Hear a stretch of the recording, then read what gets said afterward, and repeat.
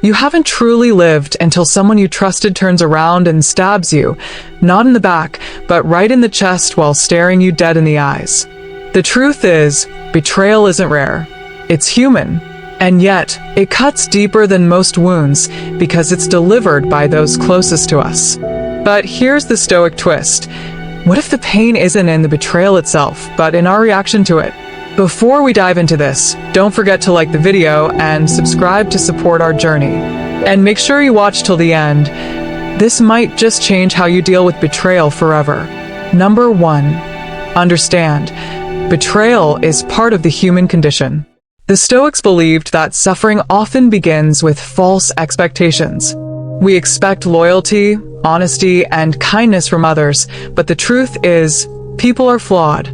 Marcus Aurelius once said, "Whenever you are about to find fault with someone, ask yourself the following question: what fault of mine most nearly resembles the one I am about to criticize?" This doesn't mean betrayal is okay. It just means it's not surprising. Think of Julius Caesar. He was literally stabbed by his best friend, Brutus.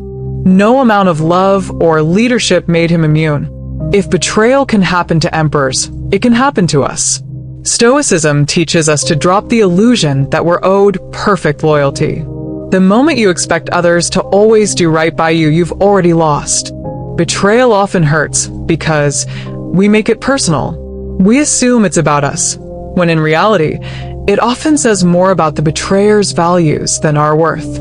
Seneca reminds us, we suffer more in imagination than in reality. The real damage is often mental, not material. So, the first step? Accept betrayal as part of the game of life. Chess is pawns, life has snakes. Expecting otherwise is like getting mad at the rain for being wet. Number 2, your response is your power. Epictetus made it clear. It's not what happens to you, but how you react to it that matters.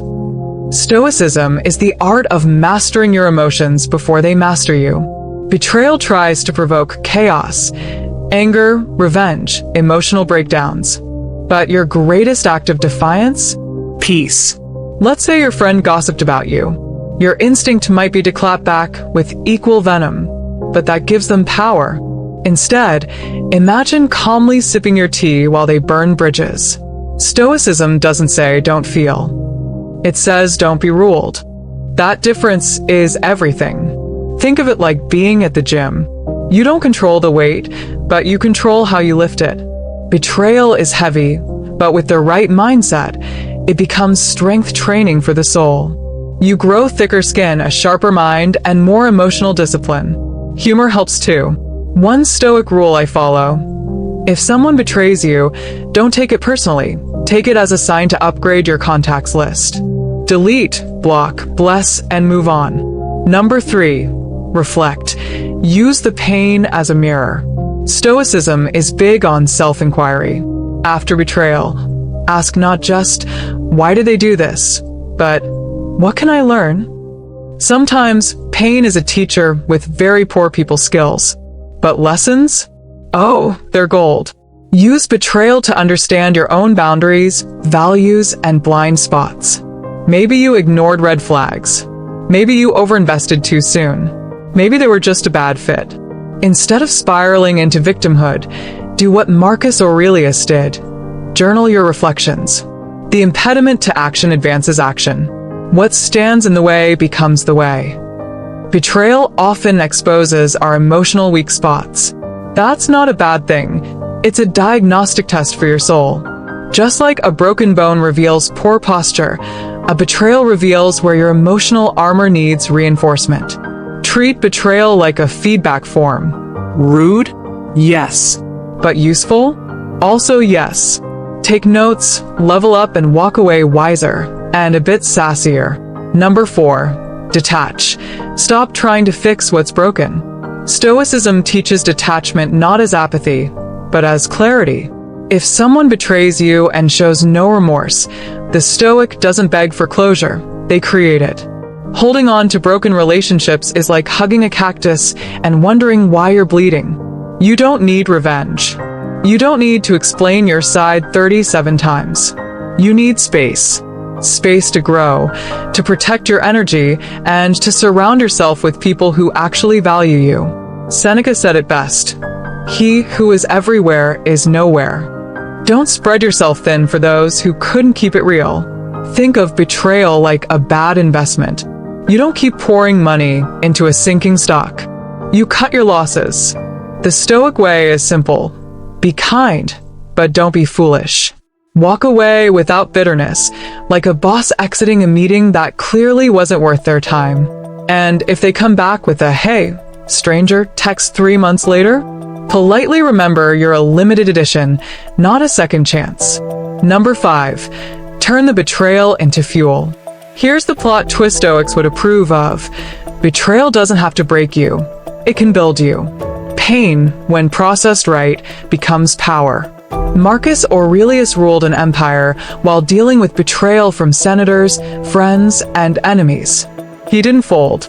He focused. Use betrayal as a wake-up call. Maybe it's time to upgrade your circle. Maybe it's time to focus harder on your craft. Or maybe, just maybe, it's time to become so disciplined, so peaceful, so unbothered, that no betrayal can reach your core again. Stoicism isn't about being cold, it's about being calm. You can still love, trust, and hope, but now you do it wisely. Betrayal didn't kill you, it gave you better eyes. Congratulations, you've officially joined that Nothing Surprises Me Anymore club. We have jackets. Finally, remember this: betrayal might have shaken your world, but it doesn't have to shatter your soul. Walk away not bitter, but better. That's the Stoic way. Number 6. See betrayal as redirection, not rejection. The Stoic mind reframes pain into perspective. What if betrayal isn't the end of something good, but the beginning of something better? Many people stay stuck in the past because they see betrayal as a loss of value, when really, it's the universe trimming the fat. Marcus Aurelius reminded himself daily, you have power over your mind, not outside events. That means how you frame betrayal determines whether it poisons or propels you. Imagine being kicked out of a group or project. Most people take it personally, but a Stoic sees it as a signal. This environment was no longer aligned with your growth. Maybe you were too loyal. Maybe your standards were rising while theirs were sinking.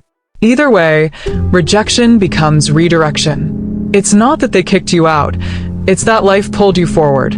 Thomas Edison once said, "I have not failed. I've just found 10,000 ways that won't work." Apply that mindset to betrayal. It's one path closing, sure, but now you've got more clarity on which ones are worth walking. That's not a loss. That's freedom disguised as heartbreak. So the next time someone betrays you, whisper this to yourself like a Stoic mantra. Thank you for the exit sign. And then moonwalk out of their drama like it's beneath your level, because it probably is. Number 7. People's actions are about them, not you. Betrayal feels personal, but often it's not. Epictetus wrote, when someone acts badly toward you, remember, he does so because he thinks it right. People betray not because you're unworthy, but because they're operating from their own flaws, insecurity, fear, greed, immaturity. Understanding this helps you let go of resentment. You're not the problem, you're just the projection screen. For example, a coworker might throw you under the bus, not because you messed up, but because they fear your potential. A partner might cheat not because you lack something, but because they lacked self-discipline or maturity. Betrayal is often rooted in weakness, not power. Recognizing this protects your self-worth from being collateral damage. The Stoic approach is to observe human behavior like a scientist, not a soap opera fan. When betrayal happens, analyze, don't personalize. You don't have to psychoanalyze the betrayer, but you can choose to detach emotionally and study the pattern. That's how you rise above the drama and stop repeating cycles. Humor helps here too. Picture betrayal like someone tripping on their own shoelace, then blaming you for the fall. It's laughable when you zoom out, so zoom out often. Your peace lives in perspective. Number 8. Build stronger boundaries, not higher walls. Stoicism isn't about isolating yourself from people, it's about being wise about who gets access to your energy. Betrayal should teach you one powerful thing: boundaries are non-negotiable. Seneca said, "Associate with people who are likely to improve you." That means after betrayal, don't close your heart. Close the gate and start checking IDs. Boundaries are how you respect yourself. If someone crossed you once, pay attention. The Stoic doesn't wait for people to change, they adjust. You can be civil, polite, even forgiving, and still never allow someone to hold the knife twice. That's not cold. That's intelligent self-preservation. Take time to define your non-negotiables. What are your deal breakers? What kind of behavior is unacceptable? Most betrayal happens not because people are evil, but because we failed to enforce limits. Stoicism empowers you to be less naive, more aware, and still kind. It's the art of saying no without raising your voice. Think of boundaries like the security system for your mind. And betrayal? Just the burglar test that revealed where the windows were left open. Upgrade the system, and let peace be the new bouncer. Number 9, forgive, but not forget free yourself from emotional debt. One of the hardest Stoic principles to apply is forgiveness. Not because the other person deserves it, but because you do. Marcus Aurelius wrote, "The best revenge is to be unlike him who performed the injustice." That's power. True forgiveness isn't pretending it didn't happen. It's refusing to let it control your peace. Forgiving doesn't mean reconciling. It means releasing yourself from the mental loop of "why did this happen?" and moving forward. It's like deleting emotional spam from your inbox. You don't need to reply to every insult or betrayal. Just mark it as read and move on. That's silence. That's emotional wealth. But let's be clear. Stoics forgive, but they remember. Not out of vengeance, but out of wisdom. You remember so you don't rehire the same liar or lower your standards again. You forgive so you don't carry a grudge like a bag of bricks across your soul. In short, forgive them not because they deserve peace, but because you do. As Seneca might put it if he had Instagram, unfollow, unblock your soul, and let karma handle the rest. Number 10, become the person the betrayal was meant to build. Every betrayal carries a secret opportunity to become better, sharper, wiser. The Stoics didn't believe in wasting pain. In fact, they leaned into it. Marcus Aurelius turned constant betrayal and political sabotage into timeless wisdom that still inspires millions. Your story might not go down in history, but it can shape your future. Start building. Take that pain and turn it into discipline. Get stronger physically, smarter emotionally, clearer mentally. Build a life so good that betrayal looks like a blessing in hindsight. The ultimate flex isn't revenge, it's evolution. That's Stoic success. This doesn't mean pretending you're fine when you're not. It means using pain with purpose. If betrayal exposed your weaknesses, make it your mission to work on them. If it showed you who not to trust, get serious about building a more aligned circle. The goal isn't perfection, it's progress with purpose. Remember, you didn't just survive betrayal. You leveled up.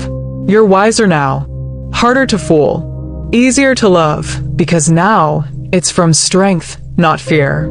Keep rising. You're not who you were, and that's the point. If you made it this far, you're not just watching, you're transforming. So hit that like button and subscribe if you haven't already. This journey isn't just about Stoicism, it's about becoming unshakable. And you're well on your way.